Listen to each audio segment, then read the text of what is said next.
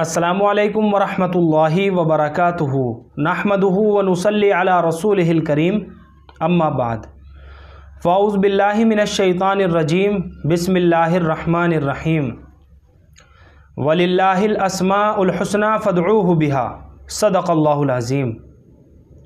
मोहतरम नाज़रीन हज़रात, आज हम बात करने वाले हैं अनम नाम के बारे में कि बच्ची का अनम नाम रखना कैसा है, और इस नाम के बारे में एक सवाल भी किया गया है।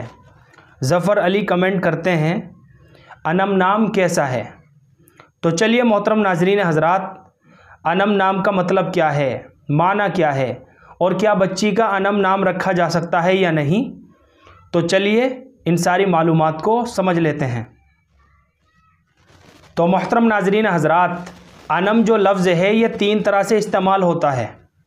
सबसे पहले अनअम, यानी सबसे पहले तो अलिफ है, उसके बाद नून है, उसके बाद आइन है, उसके बाद मीम है, अनअम।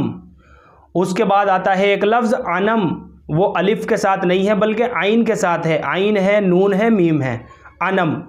और एक लफ्ज़ है अनम, अलिफ के साथ, अलिफ है, नून है, मीम है, अनम। तो ये तीन तरह से जो है इस्तेमाल होता है अनम। तो सबसे पहले बात करेंगे हम अनअम के बारे में। सबसे पहले अलिफ है, नून है, उसके बाद आइन है, मीम है, अनअम। तो अनअम नाम रखने में कोई हर्ज नहीं है, बच्ची का अनअम नाम रखा जा सकता है। आप इसके आगे पीछे भी कोई एक नाम लगा सकते हैं, जैसे इनाया अनम, फ़ातिमा अनम, इस तरह से नाम रखा जा सकता है। लेकिन लड़की के लिए बेहतर ये है कि नामा या नौमा करके नाम रखा जाए, यानी अलामत तानीस के साथ। अनअम, जैसा कि हम सूरह फातिहा में पढ़ते हैं अनअमता, बाज़ हज़रात अनअमता भी नाम रखते हैं। अब अगर अनअम, अगर हम इसका माना करेंगे, लफ्ज़ी माना, अनअम का माना आएंगे बहुत सारा इनाम।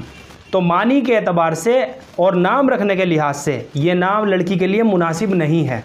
या तो नामा करके रखे या नौमा करके रखे। तो इस तरह से बच्ची का नाम रखना बिल्कुल दुरुस्त है, नामा या नौमा। और जो लफ्ज़ आइन के साथ है अनम, पहले आइन है, उसके बाद नून है, फिर मीम है, अनम। अनम कहते हैं जो आइन से है, एक ख़ास किस्म का पौधा होता है जिसका फल जो है वो सुर्ख होता है और वो रंगाई के काम आता है। इसको अनम कहते हैं आइन के साथ। माना के लिहाज से बच्ची के नाम रखने के लिए ये लफ्ज़ भी दुरुस्त मालूम नहीं होता।